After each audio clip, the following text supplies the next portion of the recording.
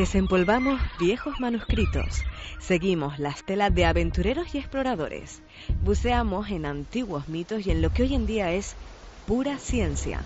En Crónicas de San Borondón abrimos la puerta de nuestro gabinete de las maravillas para conocer la cara más sorprendente y misteriosa de la vida y la naturaleza.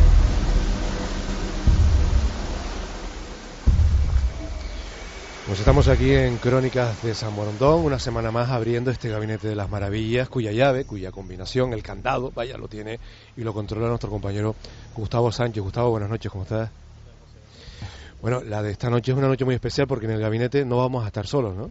No, traemos invitados y bueno, vamos a compartir un ratito. Oye, tú eres muy celoso del gabinete, quiero decir que no traes a cualquiera al gabinete. De hecho, creo que en estos años muy poca gente ha estado físicamente generalmente, en esta sala, ¿no? Generalmente tiene que ser gente que se lo gane y de alguna manera que sea un tema que tenga bastante profundidad, ¿no? Y algo me dice que a mí, me dice a mí que a ti te habría gustado ganarte el gabinete también como se lo han ganado ellos, ¿no? Con este motivo, en este argumento, ¿no? Sí, claro, vamos a hablar de un tema que en su momento ya hicimos un programa al respecto y que... La pasada semana dimos una pincelada avanzando que en esta íbamos a tener a los autores, ¿no? Es un asunto pues muy muy importante para mí y yo creo que para muchos canarios también, el tema de las cabras prehispánicas, la evolución del ganado prehistórico en Canarias y es un tema muy desconocido, es decir, es importante también para ti, para algunos canarios, lo sería para muchos más si fuese conocido, ¿no?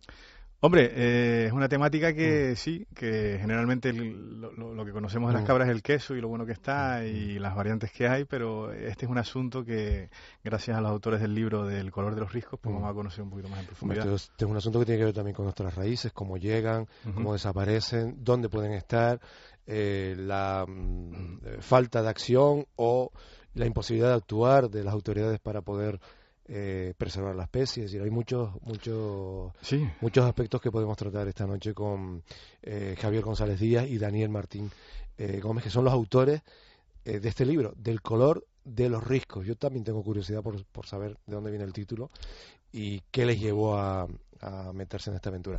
En los estudios tenemos a Daniel Martín. Daniel, buenas noches, ¿cómo estás? Buenas noches. Y al otro lado del teléfono, porque la tecnología lo permite, es como si estuviese aquí, a Javier González Díaz. Buenas noches, Javier. Buenas noches. Bueno, la primera pregunta que hace un presentador que no sabe nada de esto. ¿Por qué el título? Del color de los riscos. Bueno, esto es un trabajo fundamentalmente etnográfico basado en fuentes orales. De hecho, su título es El ganado salvaje de La Palma según las fuentes orales. Y del color de los riscos era una frase muy recurrente entre las personas que entrevistaban. Fueron 40 informantes de toda la isla. Y cuando le preguntamos que de qué color eran esas cabras salvajes extinguidas en la caldera en los años 60, pues sistemáticamente todos nos decían del color de los riscos, eran del color de los riscos, ¿no? Se mimetizaban muy bien y eran del color de los riscos, si no se movían no las veías, ¿no? Descriptivo y poético también, tiene ese punto, ¿no? Esa frase recurrente descriptiva de las cabras es la que tomamos para el título del libro. Bueno, Gustavo, pues tomemos apuntes porque de vez en cuando pasan desapercibidos estos detalles y fíjate qué título tan apropiado, ¿no? Hombre, esta es una monografía que, como comentábamos antes con Daniel, pues sintetiza pues de una manera magistral y con mucha profundidad muchos datos, ¿no? Respecto al supuesto ganado prehispánico, el ganado guanche, ¿no? que existía en la época prehispánica. Esas cabras muy primitivas, al parecer, procedentes seguramente del norte de África y que habían traído los antiguos pobladores de las islas, ¿no? Entonces, pues los autores, ya te digo, apuntan tanto datos sobre el color de estos animales, su comportamiento, su modo de vida. Bueno, Daniel y Javier son biólogos, por ejemplo, ¿ya habían tenido interés antes en esto? No, de hecho Javi es el único técnico de los dos, en el sentido que es ingeniero agrónomo. Yo soy periodista y lo mío es una relación, digamos, totalmente literaria. Y yo de cabras entiendo más bien poco Javi, o nada. Tú tenías algo más de proximidad con el tema, al menos, ¿no? Un poquito, ¿no, Javier? Bueno, sí, yo soy, como bien dice Daniel, ingeniero agrónomo y licenciado también en ciencias ambientales. Somos los dos aficionados a todo este tipo de cosas y el trabajo surge o nace porque yo estaba trabajando estudiando la cultura quesera tradicional de la isla La Palma, que después cuajaría en un libro que se llama Cáscaras y Empleitas. Y cuando yo estaba trabajando para ese libro, pues estaba también entrevistando a personas de edad avanzada de la isla, a cabreros, a personas mayores, y Daniel en esos momentos también estaba trabajando en un proyecto entre la Academia Canaria de la Lengua y Grafcan sobre la toponimia de la isla de La Palma, y Daniel le tocaba la parte de la caldera, ¿no? Y entonces, en una de estas conversaciones hablamos, mira, uno de los entrevistados me habló de la cabra salvaje, y el otro, y a mí también, y tal. Qué pena que esta gente que la vio, que la conoció, y hay poca información sobre la cabra salvaje, ¿no? Entonces nos pusimos de acuerdo y nos propusimos, pues, trabajar este tema, básicamente centrado en las fuentes orales. Lo que pasa que ocurrió que le queríamos hacer una introducción bibliográfica y empezó a crecer, y también, pues, la verdad es que encontramos cosas bastante interesantes que supongo que iremos desgranando esta noche. O sea, que el proyecto vida propia, ¿no? Como las cabras Juanil que van a su aire, ¿no? Sí, bueno, de hecho, en un principio el propósito era hacer un artículo para una revista, decíamos en aquel momento igual máximo 50 páginas, ¿no? Pero bueno, como dice Javi, pues fue creciendo, sobre todo la parte documental, ¿no? La parte de entrevistas de fuentes orales, bueno, fue creciendo poco a poco, en el sentido que fuimos incorporando a las personas que entendíamos que tenían interés, que la habían visto, que las habían casado, etcétera, etcétera, personas de edad que desgraciadamente tampoco quedan tantas, pero la parte que fue creciendo más vertiginosamente fue la parte documental, y es la que explica que hoy tengamos un libro y no un artículo, ¿no? Aunque para nosotros la parte fundamental y la que aporta la mayor parte de los datos sigue siendo las fuentes orales. Creo que es la parte fundamental del libro. Bueno, a mí me gustaría preguntarle a los autores un poco, que para los oyentes, ¿no?, que están en este momento, pues, en el programa, cómo llegaron estas cabras, ¿no?, al lugar en donde están hoy día, y cuáles son las poblaciones que podrían quedar vivas si es que en realidad se corresponden con el antiguo ganado prehispánico, ¿no? Bueno, Javi, sí. Bueno, nosotros no hemos estudiado eso, solo hemos, en ese sentido, ¿no?, de la pregunta que hace, nosotros lo que sí hemos hecho es, pues, realizar una revisión bibliográfica, ¿no?, de los estudios que hay, ¿no? Hay estudios de Capote, de Amil Ramírez, ¿no?, y sus colaboradores, ¿no?, que han hecho en los últimos años, desde el 92 hasta la actualidad, han hecho bastantes estudios genéticos, ¿no?, que parecen que eso lo recogemos en el libro, ¿no? No es un aporte nuestro, sino simplemente lo recogemos, ¿no? Parece que por los estudios genéticos confirman, ¿no?, o parecen confirmar que pues los animales que llegaron a Canarias, los animales prehispánicos, procedían con los colonizadores del norte de África, ¿no? Parece que se trataba de un rebaño fundacional bastante pequeño, ¿no? Y ese rebaño fundacional, el que estaba en Canarias, cuando llegaron los conquistadores, vamos a llamarlo así, los europeos, y el cruce de esos dos animales, de ese pequeño rebaño fundacional que había en Canarias, con los que llegan de Europa, pues salen las cabras canarias actuales, ¿no? La Tenerife norte y sur, la majorera o canaria y la palmera, ¿no? Y lo que parece también indicar es que hubo un reducto en varias islas de esas cabras de los aborígenes que se mantuvieron sin apenas cruzarse durante muchos años, y parece bastante claro que esas cabras, hubo cabras de esas hasta bastante avanzado, al menos en Tenerife, en la zona del Teide, y también la hipótesis, y que nosotros la creemos bastante posible, que esos animales que se conservaron en la caldera hasta los años 60 también pertenecían a ese rebaño que tenían los aborígenes, ¿no? O sea, prepropiamente prehispánica, ¿no? Un stock primitivo, arcaico, proveniente del norte de África, ¿no? Sí, efectivamente, porque una de las cosas de las grandes planteamientos que nos hacíamos, ¿no? Decíamos, ¿cómo en un sitio tan pequeño pueden vivir dos razas distintas durante tanto tiempo, ¿no? Y la explicación, pues, se intenta dar en el libro con pero una de las bases fundamentales es que aunque hubiera dos poblaciones, lo abrupto de la isla lo permitía, ¿no? Porque donde esos animales vivían era en los riscos de la caldera, básicamente entre el pie de los riscos y la verada de los riscos, que eso, el que haya estado en La Palma y lo haya visto, pues que es un aislamiento total. Y la caldera... Impresionante. También, sí, la caldera también se recoge en el libro, se hace un repaso de los visitantes, de documentación que hay, y la caldera durante muchos siglos apenas era transitada, era una zona que se usaba básicamente como dehesa de ganado para abastecer la carnicería del Consejo, ¿no? La carnicería del Cabildo de la isla, pero que era un sitio poco poblado, poco visitado, y esos animales pues en esos riscos se mantuvieron. Oye, Daniel, cuando vienen los pobladores prehispánicos, ¿traen una única especie de cabra? ¿Eligieron una por algunas características especiales y es solo una? ¿O? Bueno, como dice Javi, los estudios genéticos apuntan a un único rebaño fundacional, ¿no? Hay un zoólogo alemán que se llama Friedrich Säuner, que en los años 50 hizo un estudio de restos arqueológicos de Gran Canaria, sobre todo, y él hipotetizaba que la morfología de los cráneos, de los restos y tal, apuntaba hacia dos razas, ¿no? Pero bueno, esos son estudios morfológicos de los años 50 que al parecer pues probablemente serían menos fiables que los estudios genéticos que se han hecho hoy en día, que como bien decía Javi antes, pues apuntaban hacia un único rebaño y por tanto hacia una única raza. ¿Y en algún momento se ha realizado algún estudio con el ganado continental a ver si se puede identificar?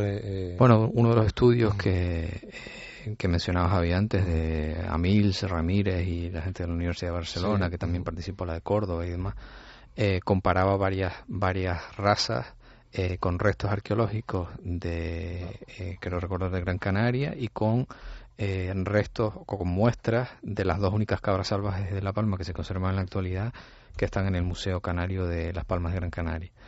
De ese estudio, una de las conclusiones que se sacó es que las cabras más directamente relacionadas con los restos arqueológicos de los antiguos canarios fueron precisamente las cabras del Museo Canario, las cabras disecadas, las cabras salvajes de La Palma disecadas en el Museo Canario, es decir, las más directamente relacionadas con ese supuesto rebaño fundacional eran esas cabras salvajes, que es de las que trata el libro. También parece que hablan ahí, ahora no recuerdo exactamente cómo se llama, pero vulgarmente se llama el gen canario, ¿no? El gen canario, que es un gen que está exclusivo en las cabras canarias, y claro, tratan de intentar localizar en África ese gen, ¿no?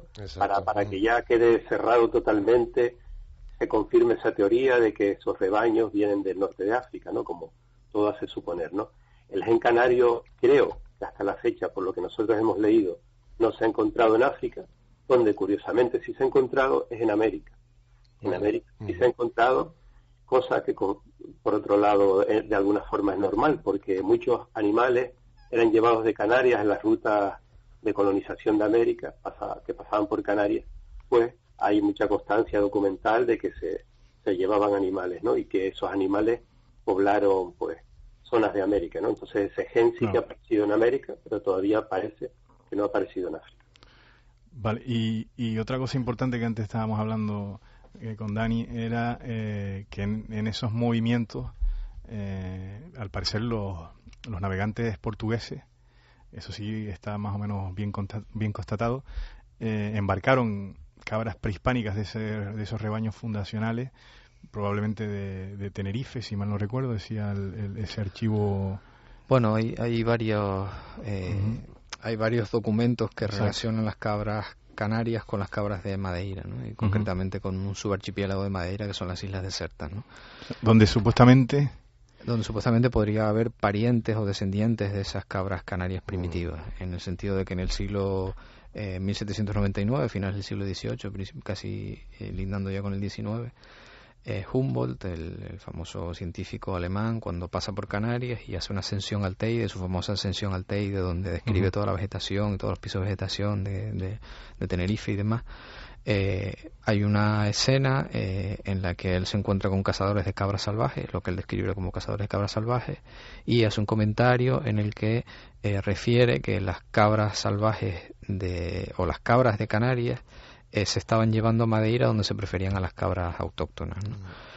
Eso quedó ahí un poco muerto, y en 1974 y 77 Lothar Siemens y Liliana Barreto rescatan un acuerdo de la Cámara Municipal de Madeira, en el cual efectivamente, un acuerdo del siglo XV, en el que efectivamente se refiere que las autoridades de Madeira dicen que el stock de cabras canarias que se habían llevado allá se está agotando y que hay que atraer más, ¿no?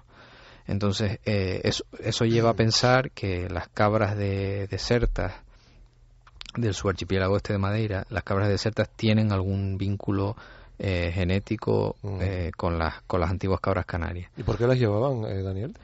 Bueno, al parecer las preferían, no sabemos, yo por lo menos no tengo referencia, no sé si Javi conoce algo al respecto de los motivos exactos, pero bueno, Madeira, el subarchipiélago de las desertas, que son básicamente dos islas, Deserta, Grande y Bujío, son territorios bastante accidentados, y quizás las cabras canarias se adaptaban mejor a ese territorio que las que traían los portugueses desde el continente europeo. No, la verdad que no lo sé.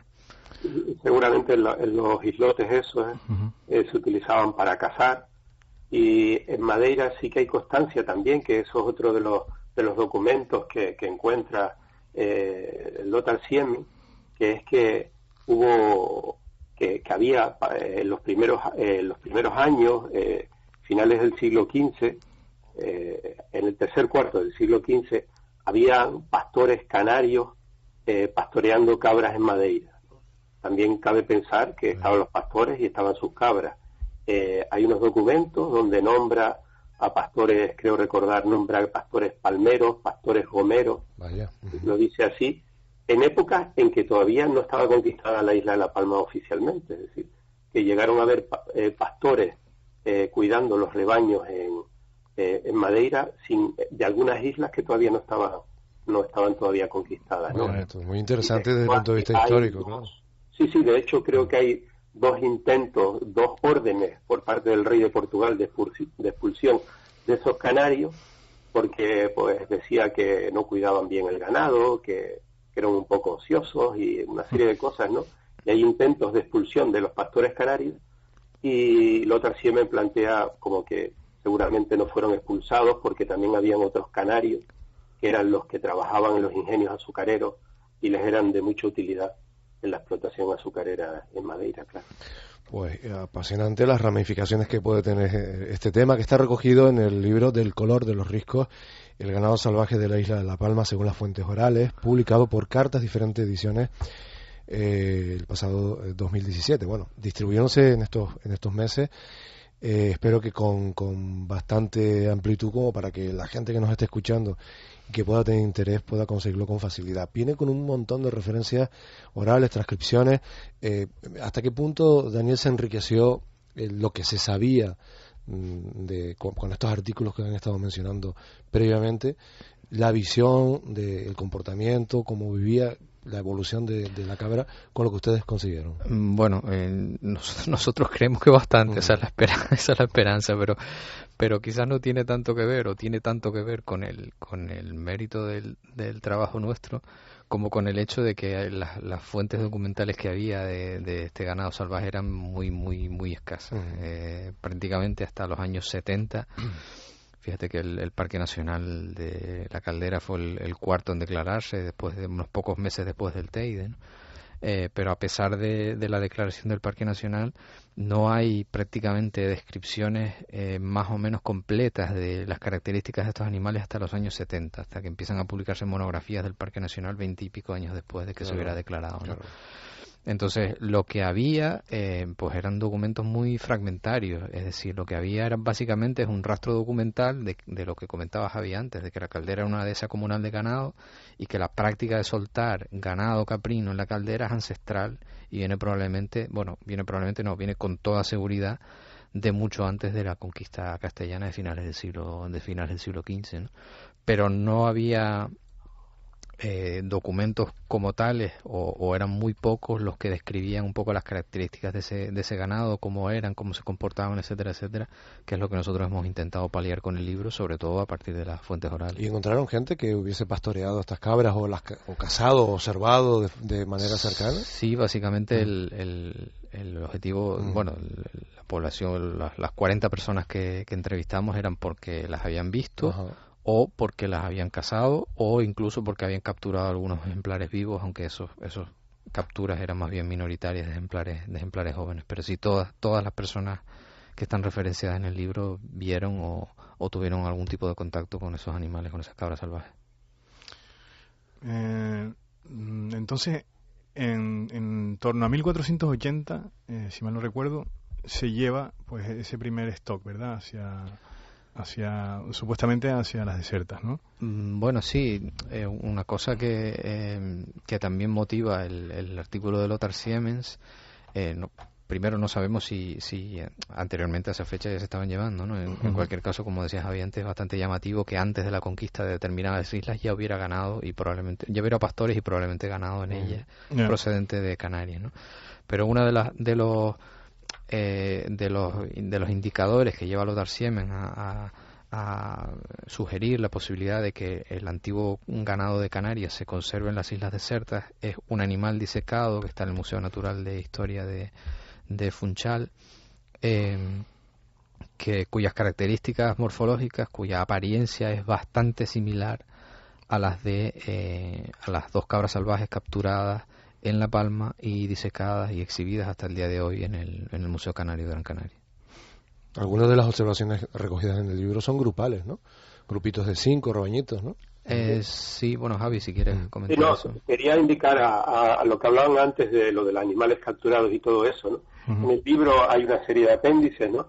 Nosotros a todos los entrevistados le preguntábamos si habían visto las cabras, dónde las había visto, cuándo las había visto, ¿no? También le preguntábamos cosas sobre su comportamiento, sobre su forma de caza, ¿no?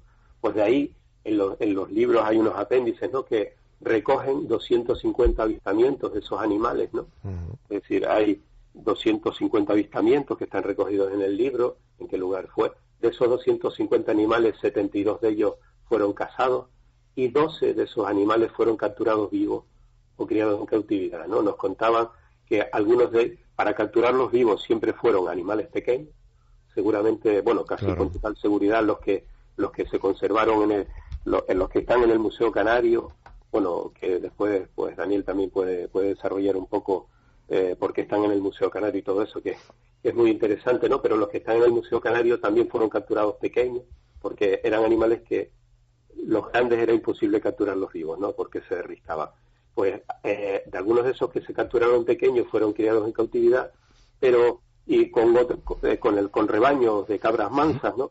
Y se comportaban pues distinto al resto de los animales. Siempre estaban más apartados, siempre estaban en las partes más altas, y de hecho algunos nos comentaron que cuando volvían los cabreros a la cumbre, porque también en La Palma pues había una especie de trastermitancia, ¿no? Que había unas épocas en que iban a la cumbre a pastar, las épocas estivales, pues se huían, eran animales que mantenían siempre ese grado de asilvestramiento, ¿no? De distancia, ¿no? ¿Cómo las llamaban? ¿Tenían algún nombre para ellas? ¿Cabra o sencillamente cabra salvaje? Ellos las llamaban ganado salvaje, perdón. Ellos distinguían entre el ganado, ellos perfectamente distinguen entre el ganado manso y el ganado salvaje, ¿no? El ganado salvaje era un ganado, las principales diferencias que ellos les veían, había una serie de colores que predominaban, ¿no? En esos animales. Las orejas eran pequeñitas, decían que eran encanutadas, en forma de canuto. Los cuernos eran estrechos y finitos y emparados, decían paraditos. También tenían el pelo chino o corto, el pelo corto, al contrario de las cabras palmeras actuales, que las llaman mansas y que son animales altrudos, animales peludos, ¿no? Es decir, que había una serie de ellos están totalmente convencidos de que era otra raza, ¿no? Sí, también, mal no recuerdo, el comportamiento era distinto, ¿no? O sea, por ejemplo, cuando normalmente pues un muflón, una cabra salvaje se alarma, pues sube la cola, ¿no? La pone en vertical. En el libro pone que las bajaban la cola, ¿no? Es curioso, ¿no? Esta pauta de comportamiento que está recogido ahí también en las entrevistas que hicieron, ¿no? Sí, ese es uno de los símbolos también que decían distintivos, ¿no? Claro. En la presentación que hemos hecho en algunos sitios de las islas sobre el libro, la verdad es que tenemos un archivo de sonido de uno de los pastores que entrevistamos, de Ramón Rodríguez, que llamaban el Volcán, que desgraciadamente ya falleció, y hay una descripción preciosa explicando eso, cómo ese ganado hacía eso, bajaba el rabo, era totalmente distinto al comportamiento del ganado manso, ¿no? ¿Cuándo se vieron los últimos ejemplares en La Palma? Bueno, es difícil saber. Primero, nosotros medio en broma, medio en serio, decimos que es difícil saber cuáles fueron los últimos, en el sentido de que probablemente los últimos ejemplares ya estaban muy mezclados con el ganado manso, ¿no? Entonces, ¿cuál fue realmente la última cabra salvaje en abatirse? Pues depende. La que tenía un 50% de carga genética, la que tenía un 25%, la que tenía un 10%. Primero tendríamos que ponernos de acuerdo en cuál consideramos la última cabra salvaje, ¿no?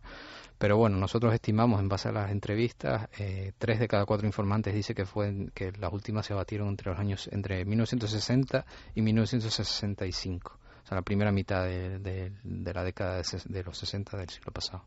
¿Y las del Museo Canario? Que hay una historia ahí con ellas. ¿Cómo llegaron allí? Las del Museo Canario, según los propios documentos del museo, probablemente fueron capturadas, probablemente no, con toda seguridad fueron capturadas vivas. Javi ya lo decía antes, que probablemente eran crías cuando fueron capturadas, y fueron llevadas vivas a la finca, una finca que se llama El Madroñal, que está en Gran Canaria, y que pertenecía a la familia Sotomayor, que era a su vez propietaria de una parte significativa de la caldera, ¿no? Una de las cosas que hemos descubierto, que es a lo que aludía Javi antes también, es que esa captura no fue casual, sino que obedeció a un encargo para regalárselo al rey Alfonso XIII. Esa mención está recogida en un artículo de prensa, y nosotros, tirando de archivos privados como el de Antonio Machado Carrillo y otras menciones en prensa, le damos bastante credibilidad, e incluso hemos hecho un rastreo de esa supuesta captura, quién lo podía haber hecho, la persona concreta que la cedió, etcétera, etcétera, y le damos bastante credibilidad. Creemos que es bastante posible que así fuera, y que la llegada de la República, el 14 de abril del 31, la proclamación de la República, impidiera que esa entrega al rey se llevara a cabo, ¿no? Entonces, esos animales fueron capturados en los años 30 y probablemente con ese motivo en particular. Bueno, yo le quería tal vez preguntar a Javi qué posibilidades existen para rescatar ese stock que puede quedar ahí en desertas, porque en Bujío como que el gobierno portugués las ha ido erradicando, y que esas cabras podrían de alguna manera retornar a Canarias para quizás ser analizadas, ver qué carga genética prehispánica tienen, y si ha habido algunos intentos en el pasado para regresarlas a Canarias, ¿no? Sí, la información que nosotros hemos logrado conseguir respecto a Madeira es que parece, en el libro se presentan fotos de las cabras actuales de las dos islas. En colores. De mencionar, sí, de Bujío y de Deserta Grande. Las de Bujío, según la información que tenemos, ya han sido extinguidas, y las de Deserta Grande parece que las quieren disminuir su población y situarla en torno a 50 ejemplares, quieren mantenerla, ¿no? En principio, la población de Bujío parece mucho más homogénea, y en la foto se ve que son de un color marrón subido, que era lo mismo que decía Humboldt cuando vio las cabras salvajes del Teide, ¿no? Curiosamente, ¿no? Esa era una población más homogénea, y esa población parece que ya la extinguieron, y a nosotros nos han dicho que no conservaron pieles ni nada. Eso es al menos la información que nosotros tenemos. Pero esas cabras llevan ahí como 600 años también, ¿no? Si fueron llevadas en tiempos al menos de la conquista, ¿no? ¿Cuál es el interés en eliminarlas ahí? es que Daniel es un petrel, ¿verdad? Sí, es un petrel. Hay un ave, un endemismo, un ave marina, vale, que nidifica en el suelo, y se entiende que las cabras en su tránsito pues compactan el suelo y dificultan la nidificación, destruyen los nidos y demás, ¿no? Entonces, bueno, pues es el propósito de erradicarlo, ¿no? ¿Y en Desertas cómo está la situación, Javi? En Deserta, las fotos se ve, las cabras tiene son más variadas, es una isla mayor. En esta isla han habido más reintroducciones de cabras a lo largo de los siglos, y las cabras están más cruzadas. Nosotros enseñamos esa foto a Kiko Hernández Gómez, a uno de los cabreros de los últimos, bueno, también desgraciadamente fallecido, pero era uno de los cabreros que más conocían la caldera, que más vio la cabra salvaje, que cazó algunas de ellas y que convivió mucho dentro de la caldera. Kiko le enseñamos la foto y la decía que eran muy parecidas a las que hay aquí. Es decir, de hecho hay algunas fotos de ejemplares machos que son los ve uno y son idénticos a las del Museo Canario y a la que también mencionaba Daniel del Museo de Historia Natural de Funchal, ¿no? O sea que hay ejemplares que todavía podrían ser recuperables, ¿no? Y digamos de alguna manera cruzados para que ese número aumentase, ¿no? Claro, la pena es que si van a colocar la población en 50 ejemplares, no creemos que vayan a hacer una selección de lo que van a matar para dejar los más puros, ¿no? Claro. Sino, me imagino, porque es muy abrupto, es muy difícil, pues matarán lo que puedan y quedará lo que quede, ¿no? De manera indiscriminada un poco, ¿no? Daniel también les puede hablar, bueno, y yo, ¿no? Pero digo, por ir compartiendo un poco la conversación de todos los... En el libro recogemos ya varios intentos de reintroducción de esos animales en Canarias que han habido en las últimas 4 décadas, ¿no? Sí, han habido 4 y básicamente pues se han ido abandonando por unas razones o por otras. En algunas ocasiones ha fallado la financiación, en otras pues Antonio Machado, que fue en un momento dado asesor del gobierno de Canarias y que promovió su repatriación, con todas las comillas que se quieran, de esos animales, pues luego cambió de trabajo y ese proyecto decayó. Otro proyecto desde el ámbito académico, de Juan Justo ¿cómo era el nombre? Melián, creo que es Melián, Juan Justo Melián. Juan Justo Melián, exacto. Juan Justo Melián, que es hoy en día agente forestal del Cabildo de Gran Canaria. En su momento era estudiante de forestales en Albacete, y también su proyecto de fin de carrera era recuperar las cabras. Por sus circunstancias familiares tampoco se llegó a desarrollar. Y luego por algún eco más se ha encontrado en prensa de acuerdos recientes hablo de 2007, entre el Instituto Canario de Investigaciones Agrarias y las autoridades de Madeira, por las cuales, entre otros muchos temas, pues se hablaba del posible estudio y la repatriación de las cabras antiguas de Canarias que se conservan en el archipiélago, pero por falta de voluntad o falta de medios, bueno, ya podemos especular todo lo que queramos.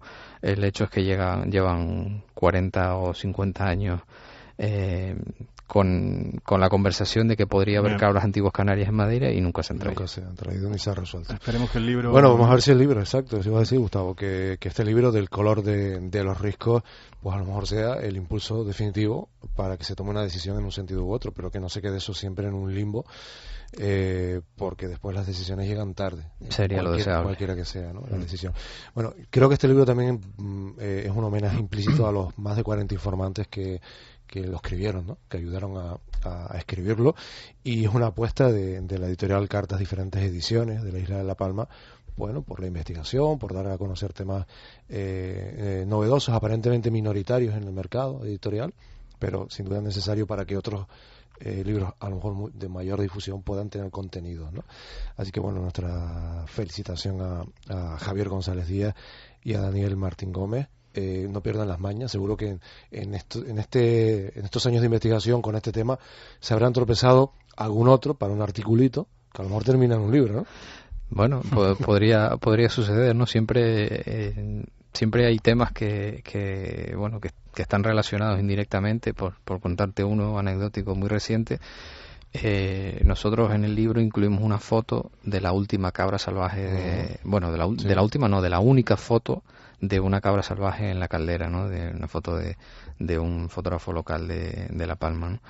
Esa foto se publicó por primera vez en los años 60, en el año 60 en ABC, y bueno, la imagen del animal aparece junto a un roque con una forma bastante peculiar que nosotros no habíamos logrado localizar.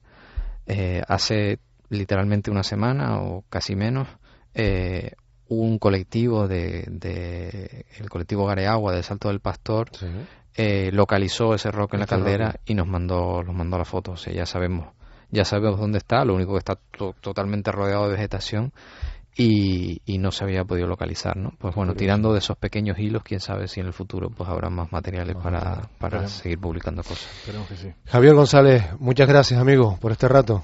Gracias a ustedes. Y enhorabuena por la investigación. Enhorabuena, Javier. Gracias. Daniel, lo mismo, no pierdan las mañas. Y bueno, y cuando quieran pueden venirse por aquí, por San Borondón, que fue fotografiada también por quien obtuvo esta foto, ¿no? Por el señor Quintero, ¿no? Efectivamente. Pues muchas gracias. Un fuerte abrazo. Gracias. Saludos, Daniel. Gustavo, pues nada, lo dicho. O sea, detallitos, cosas, hemos ampliado y desde luego que es un trabajo tremendamente meritorio, por eso no me extraña que les hayas dejado entrar en el gabinete. Hombre, yo creo que esto es gente que... Otra cosa es si lo va a dejar salir, ¿no? Un fuerte abrazo, Gustavo. Venga, hasta José, pronto. Salud.